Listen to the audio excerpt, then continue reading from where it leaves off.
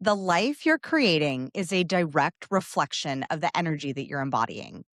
What if your environment, your style, your space actually shape that energy more than you realize?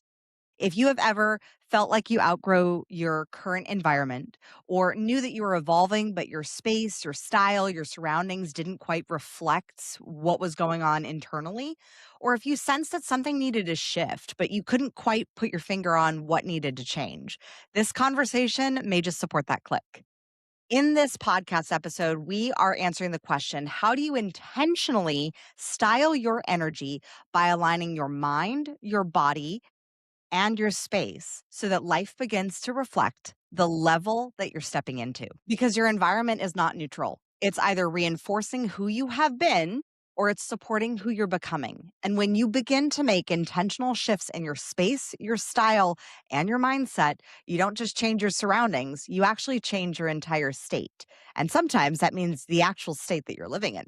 Today's guest is someone who is redefining what style actually means. Colleen McCann is the founder of Style Rituals, where she teaches leaders how to style their energy by fully aligning their mind, their body, and their space. Her work is rooted in a powerful truth. Creating intentional changes in your environment can profoundly transform your life on an energetic, mental, physical, and emotional level. Because when you shift your surroundings in a meaningful way, you actually begin to reshape the way that you live, the experiences that you have, and even the people that you attract into your life.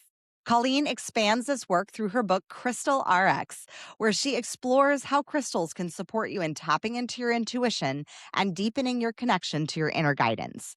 Together, her work bridges environment, energy, intuition, and embodiment, helping you not just look aligned, but to actually be aligned. Colleen brings a perspective that is both practical and deeply intuitive, where style gets to become a ritual, your space becomes a mirror, and energy becomes something that you intentionally shape.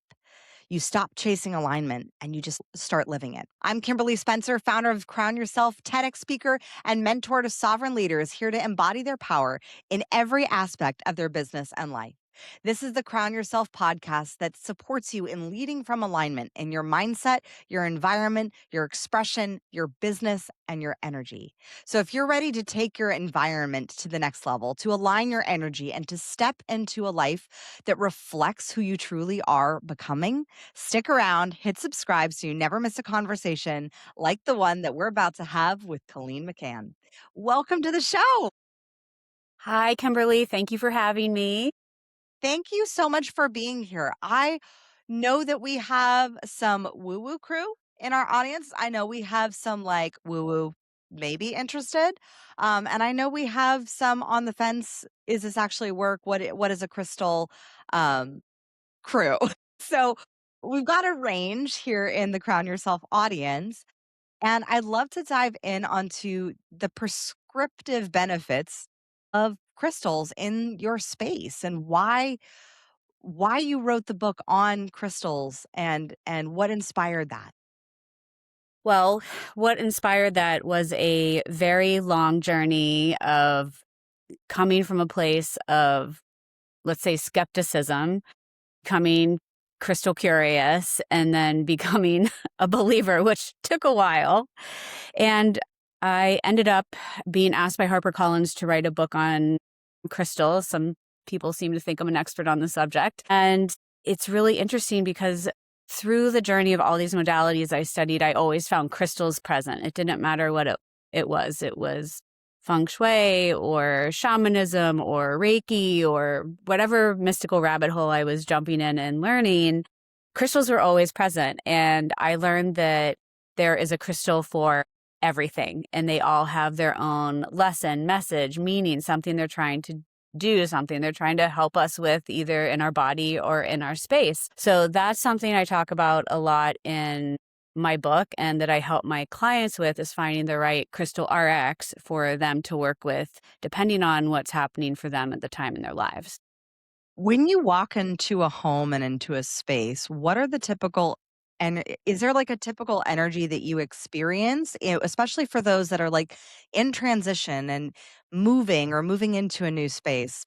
Yeah. What sort of clearing is necessary?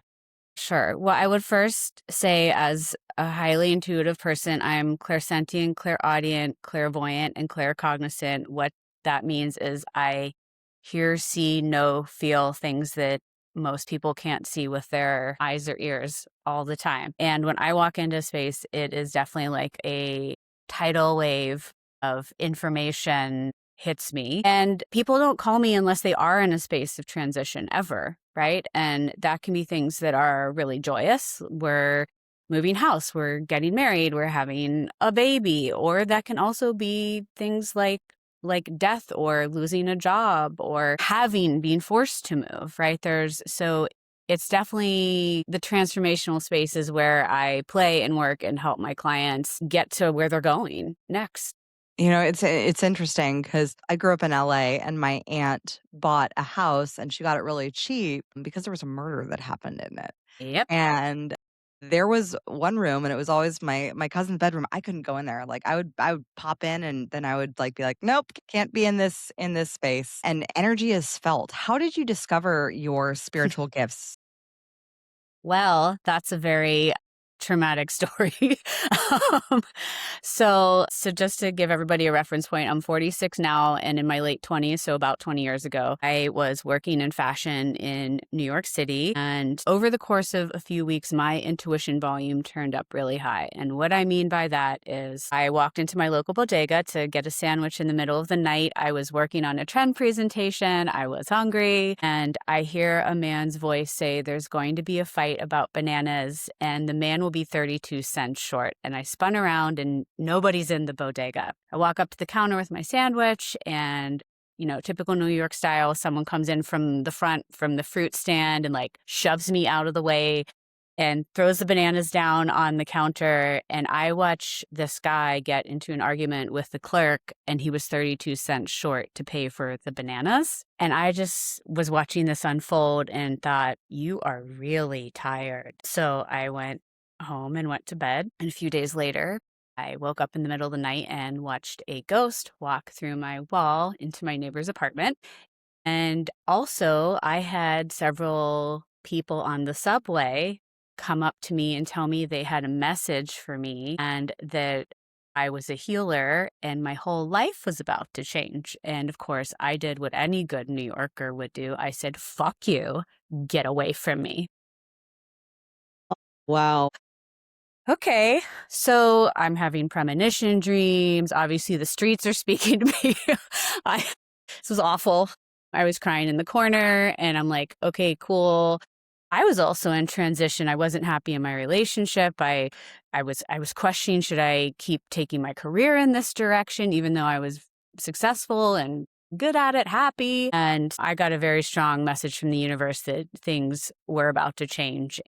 I, but I was also in this place that I was wondering, and I'm like, great, now I get to add crazy to my list. Like, I don't need this right now. And I ended up, so I had one of my clients, a girl in PR that worked there. She came up to me one day when I was in the office for a meeting and said, do you believe in psychics? And I said, I don't know. I don't really have an opinion on the subject. She asked me 3 or 4 times in a course of a month and says, you should go see my friend Asa. And I said, well, who is that? She said, he's a psychic. And I thought, oh my God, this girl can tell something's wrong with me. What was the first thought? And you have to remember, this is 20 years ago. Internet is not what it is. There's no Mhm. social paper trail, like Instagram, TikTok doesn't exist, right? I called this guy on the phone. I wouldn't give him my last name. I wouldn't give him my email, right? I'm skeptic. And I didn't tell him why I wanted to see him, which I wasn't really sure why. I'm like, hi, I'm crazy. Can you help me? I don't know. So he opens the door and looks at me and says, you're not crazy. You're psychic. And pulls me into his office and tells me I need to read some books and asks me if these things are happening, which was what I just told you was happening.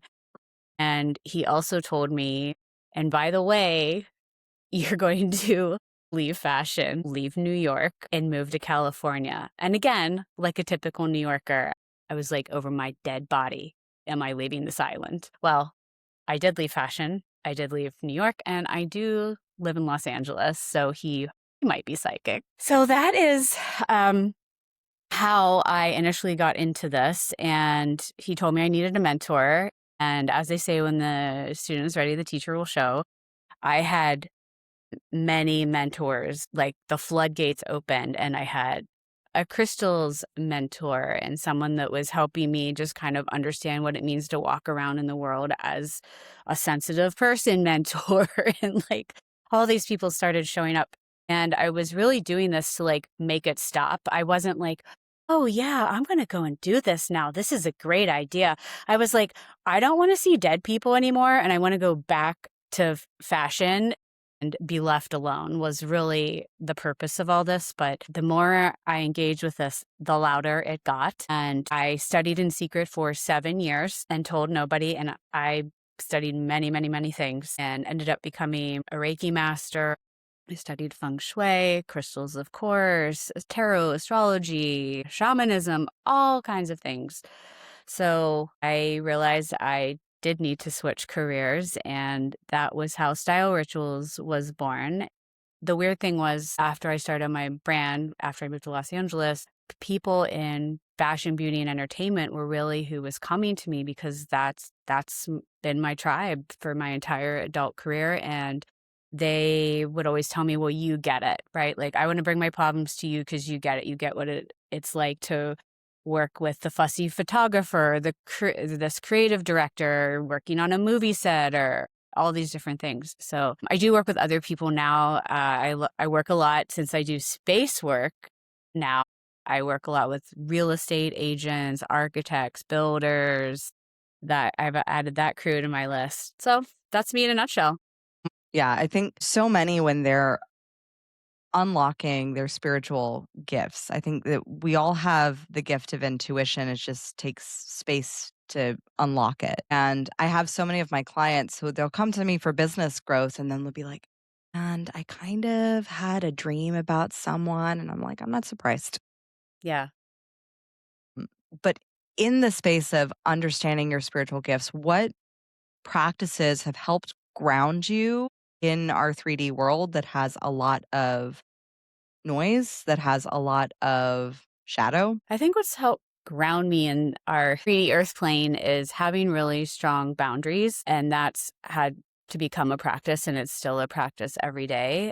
And that is, if I'm too overwhelmed, I can't do too many things in one week. Like if I got invited to a party on Friday, Saturday, and Sunday, because I'm a sensitive empath and I go into everybody's space like a lint roller and pick up their fuzz, I can do one social engagement over the weekend, not three, or I'm completely burnt, and then I can't see clients during the week, right? So I have to be very careful about that. I have to watch who I hang out with. I have to have a boundary around who I spend my time with. I've definitely fired clients, so I Mm. have to have boundaries around who I see and why. And I would also say something else that's helped me a lot is I call it energy dumping at night. I release everybody that I've talked to, seen, hugged, ran into during the day. And literally, whether that's clients, like I'll release you later tonight because we spoke. Somebody bumps into me on the street, I'll just be like, guy who like cross-checked me on Fifth Avenue, right? Like that guy.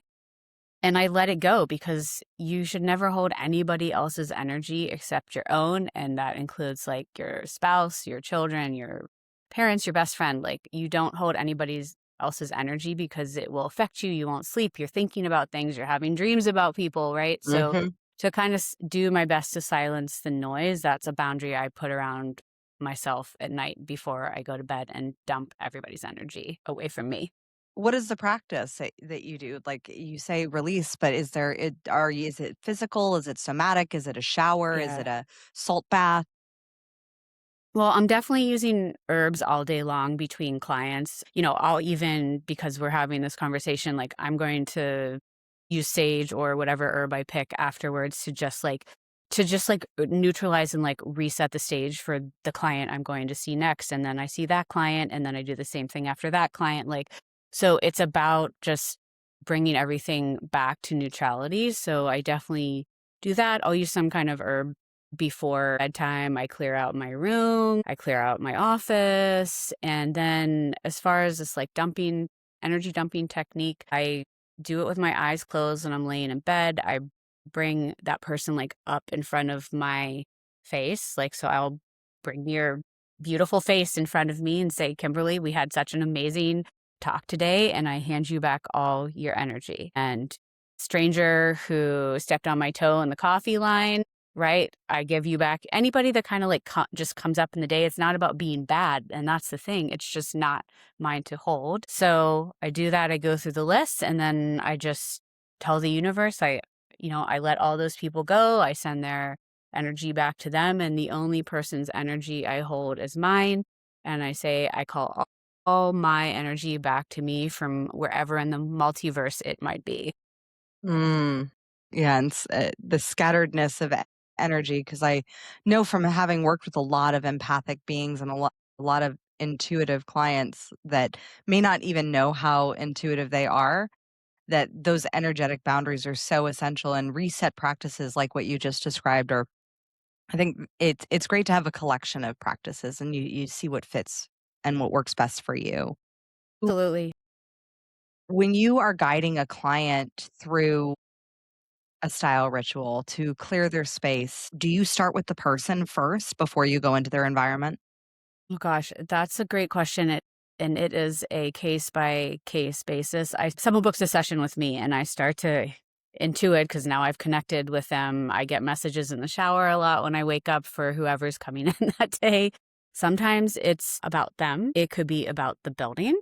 It could be about who used to live inside the building, or it could be about the land. There are many, many facets to look at. Sometimes it's all of them. Sometimes it's one. One of my very good friends was a psychic in LA, and she since moved to, North Carolina, and she used to do real estate psychic, Yeah. and just kind of like, "Don't buy this property," and she told my husband and I before we bought an investment property years ago, she was like, "Albuquerque, not so much," and that property was such a pain in the butt, and I think you can't miss what's for you, but you can certainly apparently we really needed to learn a hard lesson there there. Yeah, I get that. I sometimes I'm stuck in traffic in LA and I'm staring out the window and I'm like, "Nope, not that house." Or that one feels Mhm. weird. Or yeah, the vibes are just like coming out of the house. I had that in Fredericksburg. I was walking past what used to be the hospital building, I was like, "I can't go in there." My husband was like, "Oh, okay." He by now he's knows, and I have not trained nearly like you have, but I've just started to notice these things awakening in myself, for the past few years, especially since after my dad passed, which definitely was a soul contract. But in your process of awakening and exploring these gifts, it sounds like they hit you like a bit of a Mack truck. I mean, Completely. like, and when did you have the shift into embracing them? And how have you been able to navigate the difference between intuition and impulsivity and emotion? When did I accept this? Honestly, when I moved to California, I was still like, "What the fuck am I doing? I can't believe this what happened in my life?" I expected to be like an executive for a huge fashion company, and I'm moving to Venice, California in my yoga pants, and I'm gonna do psychic readings. Like, how the fuck did I get here? Truly. And I got there. I think it was starting to realize how I was helping people and watching their lives shift, which was so gratifying. That was helping me to have a different outlook on what the universe had in mind for me for my career. That's the honest truth. Like I meet people, I hear people on podcasts saying how they're like, "I always knew I wanted to do this. I had this calling." And I was like, "God, I didn't. This I this is not what I expected." It's truth. I love your story because you're like the reluctant hero. Where it's like it's kind of like with politicians in a way, like, I want the one who doesn't wanna lead.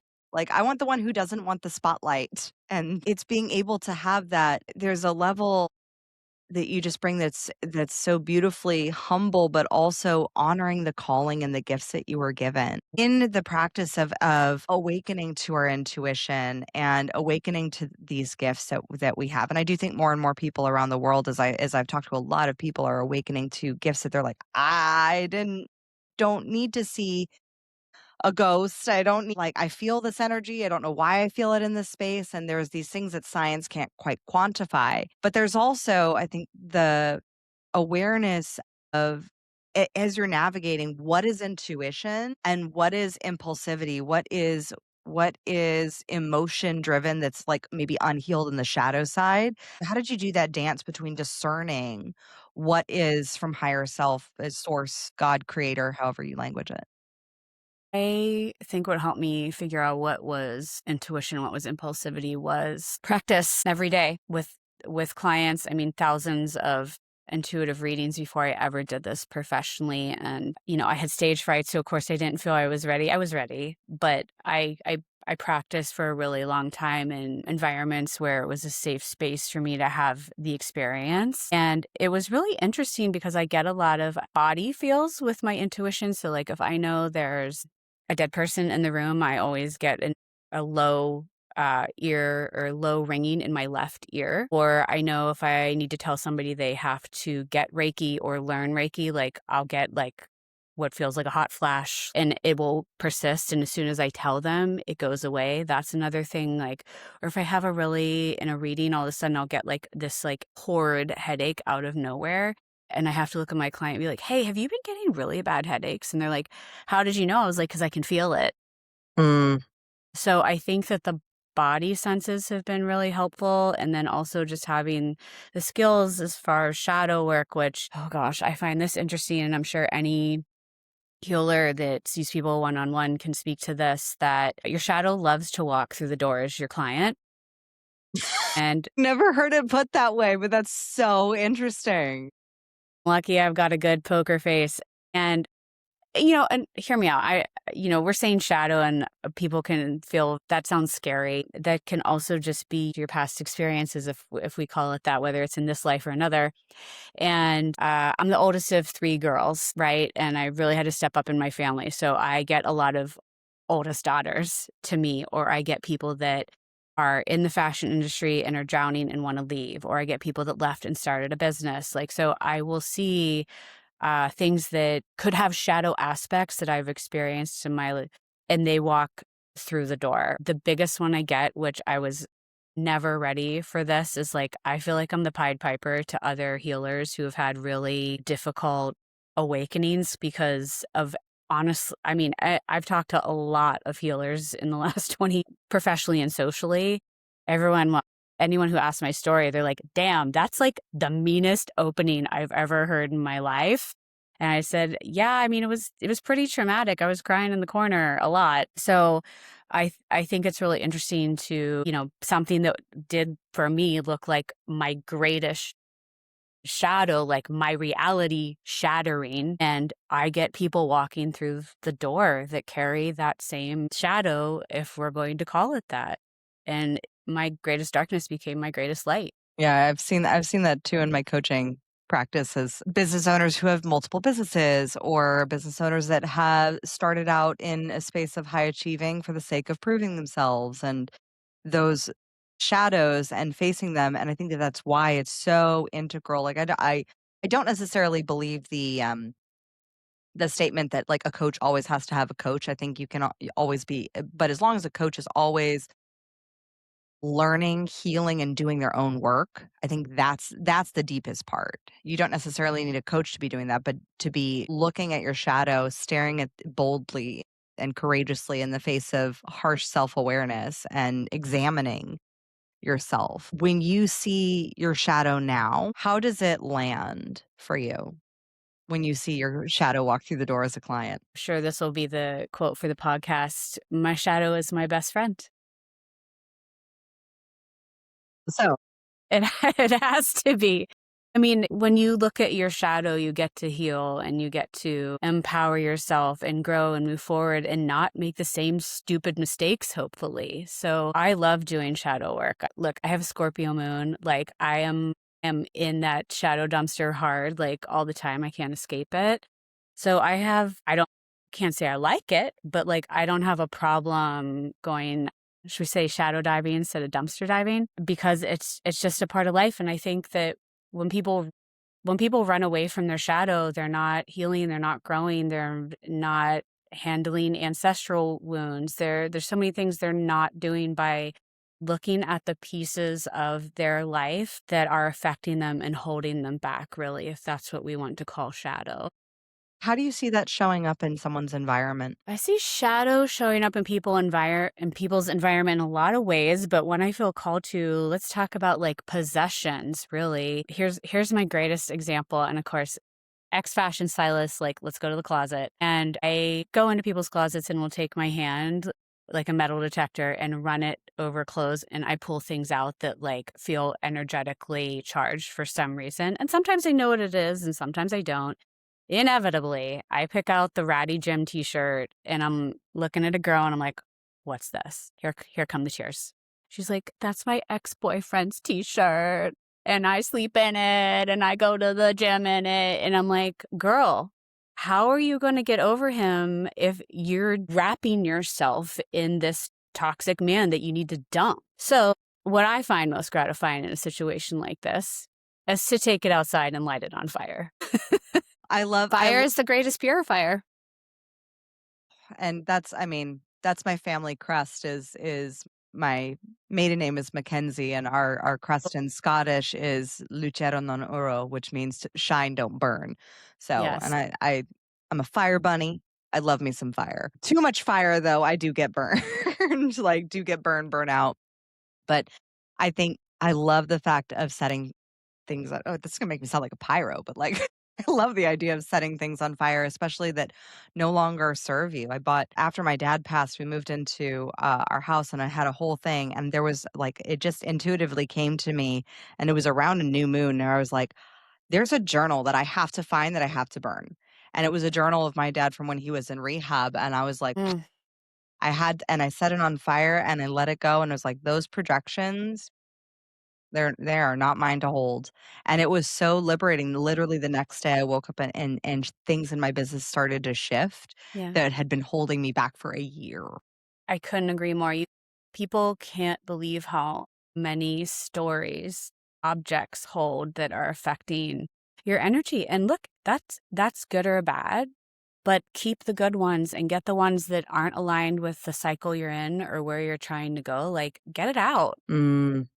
When you're thinking of location, do you examine any things like astrocartography as you're examining someone's physical location as far as where they're living and how their energy is interplaying with the energy of the space that they inhabit?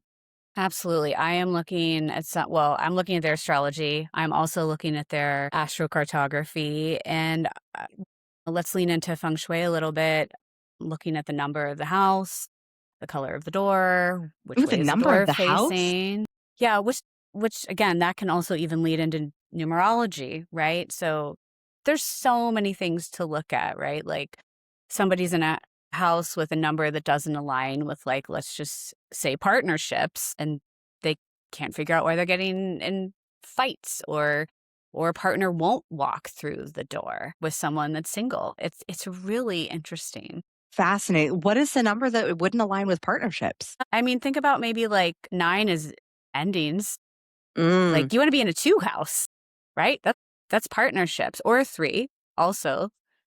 Those have 4 as stability, 5 as great change, right? Which, again, you might want that, you might not. Why does everything keep shifting in my environment? I'm like, "Well, you live in a 5 house, like, that's why." Is that by adding, like, the number of that you live in Right, so imagine to y your address? imagine you live on 13 State Street, you wanna pull the 13 apart, 1 plus 3 is 4, and you live in a 4 house. So, I'm not gonna say what my present address is, but Y my don't. childhood address. So, 644, Yeah, that would so be that's 14, 14 or and then 15? Would that be 5? Pull the 1 and 4 apart? 644. Yeah. Yeah, so you wanna pull that apart. 6 plus 4 plus 4 is 14. Mhm. 1 plus 4 is 5. So you lived in a 5 house, so a change house. Blowing my mind, Colleen. Yes. For those of you who know my story, like, there was a lot of change. There was a lot of chaos, even though I never moved as a child. Like, there was a ton of change with the shifts in my dad's personality. he was an addict, and so there was a lot of change. That's so fascinating. Yes. My goodness. I'm adding up my current address. I'm like, so looking at that numerology, that's a wonderful tool. It is. And even, not even just the astrocartography, but the actual landscape. I'm thinking about neighborhoods in Los Angeles of like you see over on like the Silver Lake area where there's all these houses kind of stacked on top of Fact. each other. Like there's a whole energy with like think about having a house like looming behind you.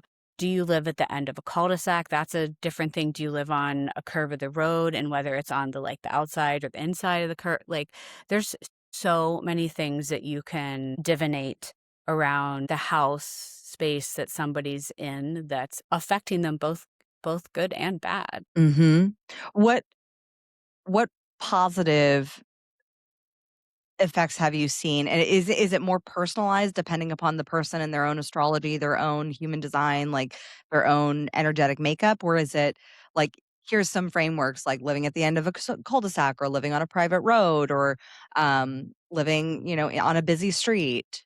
Yeah, I mean there's definitely it's yes and Yeah. both, right? There's frameworks that you can learn in different modalities. Vastu is like the Indian feng shui. Then you also have feng shui, which everyone's familiar with that one. Shamanism can kind of come in with some of this spatial awareness too. There's so much to look at. And again, I've been studying all of this for 20 years and I still find something else and I'm like, "Oh, this is new." And astrology obviously because astrocartography falls into there.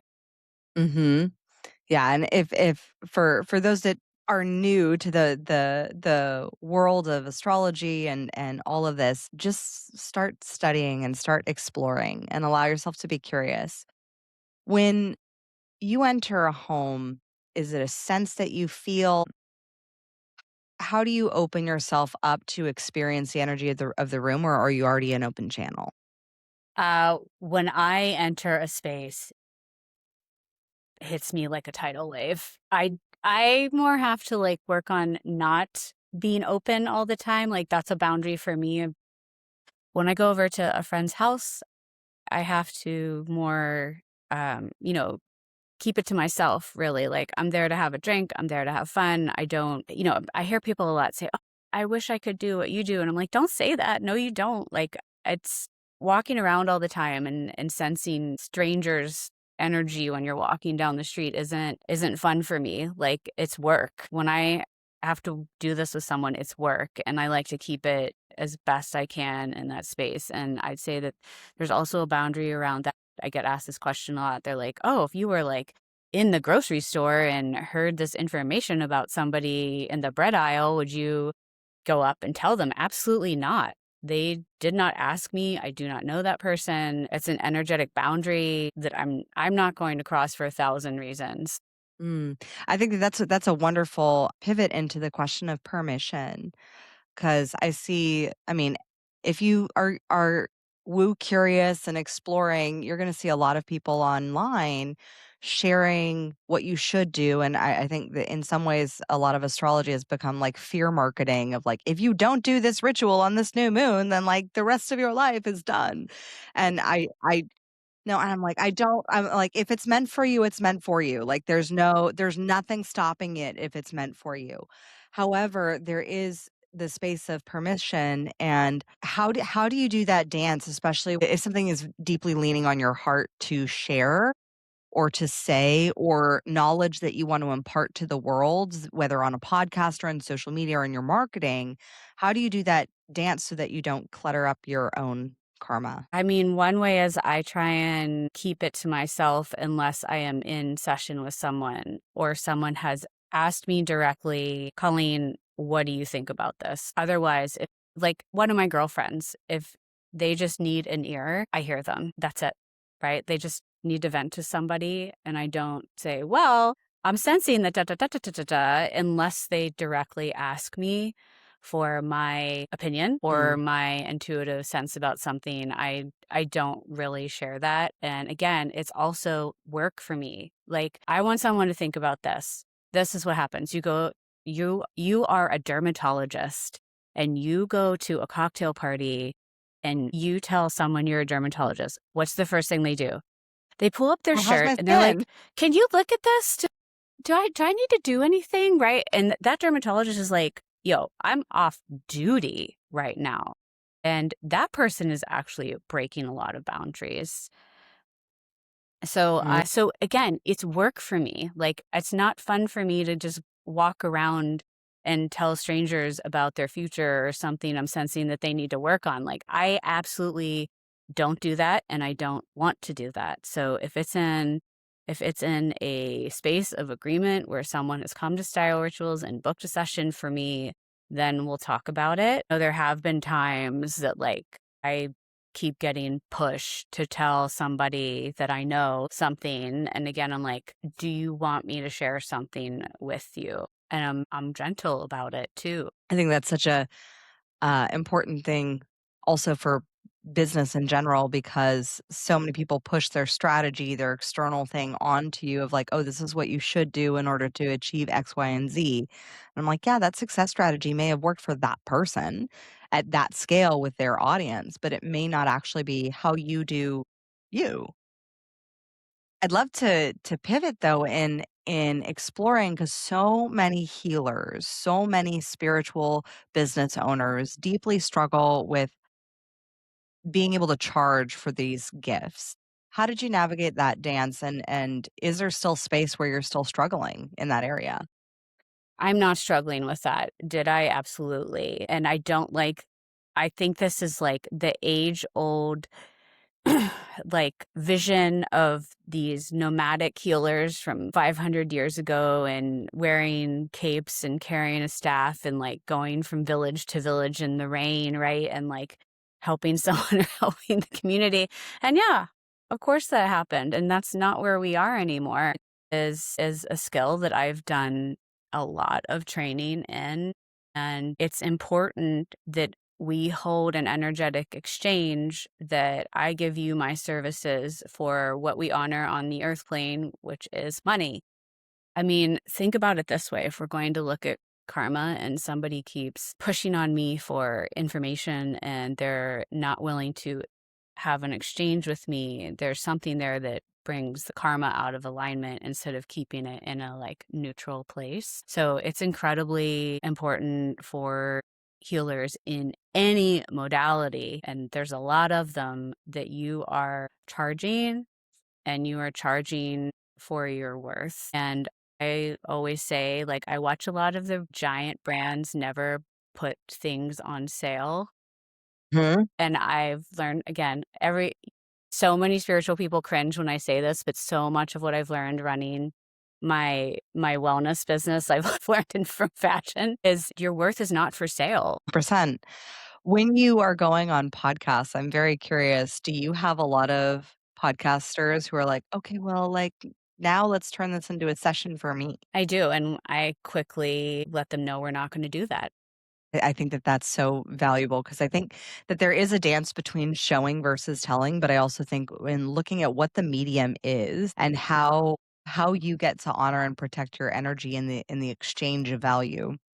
Because I think a lot of times podcasts can be turned into a pick your brain session sometimes or an experience your gift sessions without actually the full exchange of what's possible.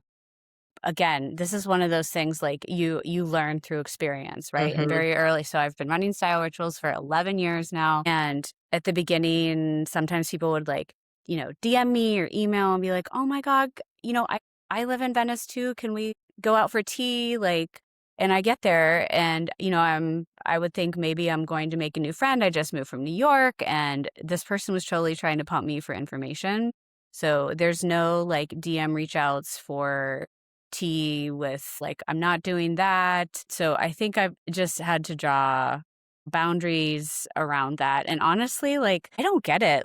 This is a very private exchange. And when I've had people try to do that to me on a podcast, I'm thinking, you don't know what I'm going to say. Like, do you really want me to air your dirty laundry out to your entire community right now? I mean, if you do, here we go. But um, it's just it's not the right place. It's the same way People ask me at parties or something, somebody meets me and wants to know something, I just tell them, I'm like, hey, I'm off duty right now. If you want to book a session with me, like you can do it online. And that's that. Like I have no problem saying no now. And that was really hard for me. Again, that was a boundary.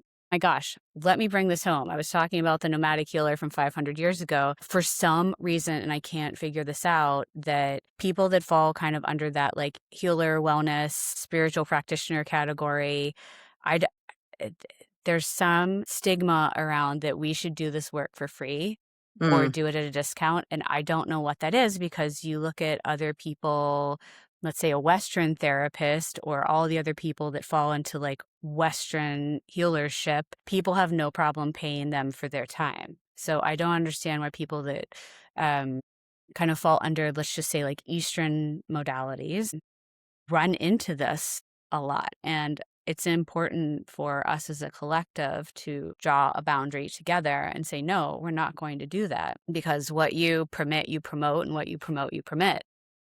do you think that that could be because that in the past we used to live in tribal communities where, you know, the oracle, the visionary would be like protected and supported and uplifted by the community, but not necessarily like by monetary gains? It's not like the oracle was the king, it's the oracle was honored and revered and supported by the community, but it was just in a different facet other than our 3D form of transaction, which is money.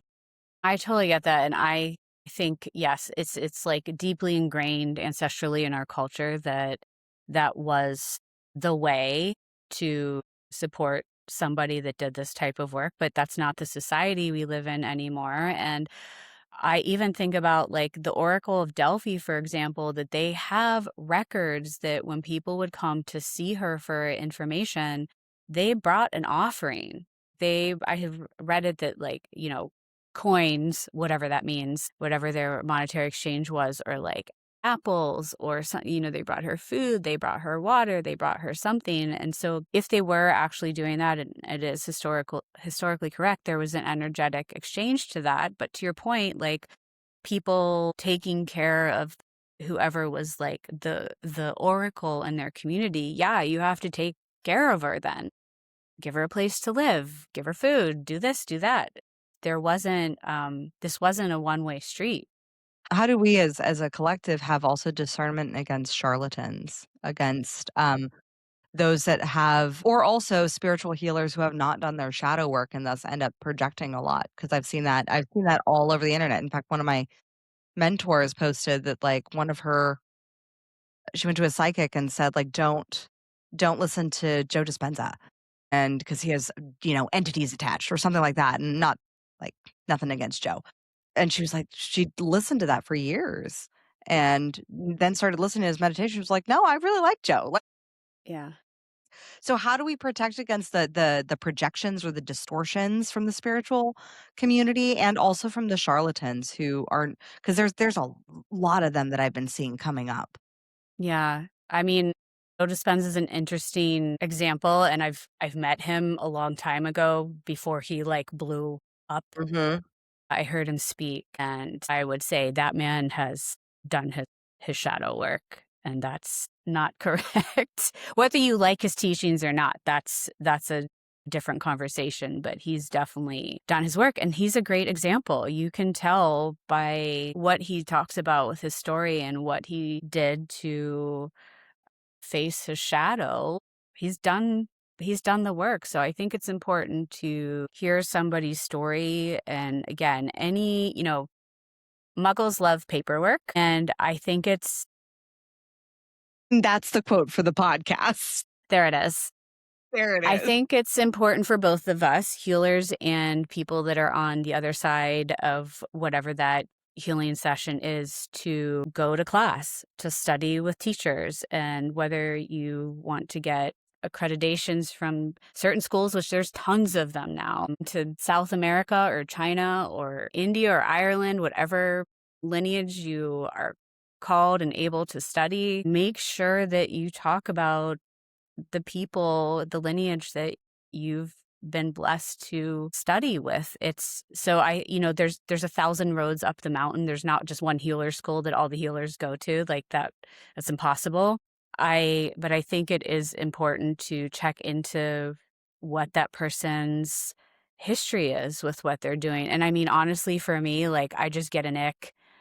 Mm. Again, I'm just and again, it's interesting, like, that could be, without looking into it energetically, I'm like, is that an ick around, like, that person's just not for me, and that's totally cool? Or is that an ick that, like, that person hasn't done their work? Mhm. Yeah, I think the skill set of discernment is one that is needing to be very cultivated, especially in our age of AI. How have you sharpened and refined your own discernment, and how can we practice that? I've sharpened my discernment by actually listening to my intuition. There have been so many times earlier on in my life, and look, I'm not perfect, it still happens, but not as much that like I'll just get a feeling about somebody or a don't go out today or don't go there or don't engage in that situation. And I wouldn't listen and it would bite me in the ass. Mm. So I think literally just listening to whatever that body sense is or feeling or nudge from the universe that you're getting that something is or isn't for you and to please listen to that. That is the number one way. Do you see, because I know you work with a lot of people in entertainment, and Hollywood in general has a ton of shadow, as we have seen, experienced, P. Diddy and all the things. Are you seeing a correlation to more and more light coming through this darkness?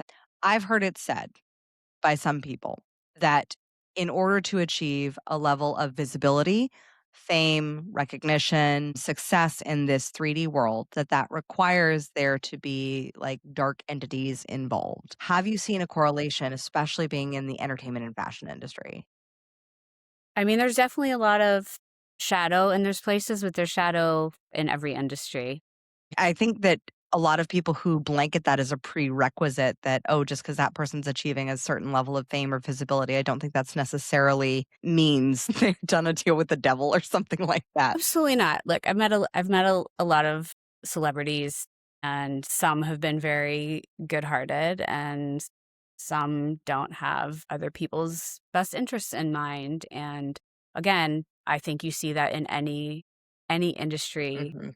any friend circle, anywhere you go, right? Like there's people that are very light, and there are people that are kind of shadowy. That need to do some shadow work. So as we're facing our own shadows, what are a few steps that we can take to clear our energy, to clean our temple, both, internally in our body and externally in our home, to create practices and rituals that support us in growing in our light and consciousness? I think the number one thing you can do is to look at yourself in the mirror and be honest with yourself that, hey, I have some work to do around this thing. And it doesn't stop, right? So that's the other, like, that's a huge red flag for me. If you ever meet a healer that's like, I've done all my work and like I've ascended and I've done all these things, like, fucking run. If you are in a meat suit right now, you are doing your work. I don't care who you are. I don't care what you've achieved. So it's important to look at yourself and constantly do your work when things come up. We are onions and we peel and something new will come to our attention that we need to pay attention to. So I would say looking at yourself is number one and engaging with whatever's coming up in front of you, admitting to it, getting the help, talking about it, whatever you need to do. And then also within your home space, again, the objects, like it's such a big thing to have objects, I think, that feel poisonous or from your past or not for you anymore, whether that's clothing, your couch, plants, jewelry, whatever it is. Let it go. Let it Mm. go live another life somewhere else. Amen. I think there was a piano that we brought with us, my great grandmother's piano. Brought it with us from California to Texas when we moved here. And I was pregnant with my daughter, and I'm looking at this piano. It had two little rickety legs. Like it had stood the test of time. It had moved. It was solid. It was all wood, but I was staring at it and I just had this like gut intuitive moment that I was like, we have to get rid of that. Like, that is a death trap. And I had to check in and I was like, is this my anxiety? Is this like Yeah. pregnancy anxiety? And I was like, no, I was like, so I said, God, source, universe, like, give me a sign that if this is the case. The next day, my mom's shower, because she lives with us and she lives like above our living room, started leaking through right to where the piano was. And from and and I was like, "No, You can't make it up. couldn't make it up." But of course, I had to double check with the universe. So we got that patched up and I was like, "Okay." Got it patched up, said, "Okay, plumber, great." A week later, I still hadn't gotten rid of the piano and it's like, "Okay." I looked at it again, I had the intuitive nudge again. I was like, "Oh, God's first universe. Okay, if this happened a second time, like, let me know." The next day, I kid you not, like, the shower started leaking again through the air conditioning vent, and I was like, "Alright, it's gone. Yeah, It's gone." Like, everything has energy in it, and I think that what you've done so beautifully in this podcast episode is just guide us to really assessing and becoming more in tune with the ritual of our home, the ritual of our bodies, and honoring the gifts that we have of our intuition and leaning into that. I would love to pivot into a little bit of rapid fire to wrap this up. sure. What you got? Well, I was gonna make a joke and be like, "Well, you should know what the question is." Who is your favorite female character in a book or a movie and why? I guess my 5-year-old self is gonna answer Wonder Woman. I Love mean, it. she has a great outfit and she's super powerful. What person, alive or alive and in their time, anywhere through history, would you wanna trade places with just for a day to experience the world as they did? The Oracle of Delphi. Yeah. What is your money routine? My money routine, having really strong boundaries and keeping it very energetically clean. What does that look like in practicality? Again, charging for my worth, not putting my worth on sale, being having an abundance altar, having a money tree in my home, being grateful for the money that's coming in and calling more in all the time, not maneuvering from a lack mentality. I could teach a whole class about that. Wearing money crystals. What does it mean to crown yourself? What it means to crown myself, I think, would be standing in my sovereignty, who I am, and embracing my lights and shadows, as we've talked about so much today. Yeah. My goodness, Colleen, what an amazing conversation. If you love this podcast, if you are enjoying this conversation and you want to experience more of Colleen's gifts, head on over to stylerituals.com. And as always, my fellow sovereigns, make sure you're subscribed to this podcast so that you never miss a conversation like this to uplevel your consciousness as you build your empire from the inside out. Remember, own your throne, mind your business because your reign is now. I'll see you next week in the next episode.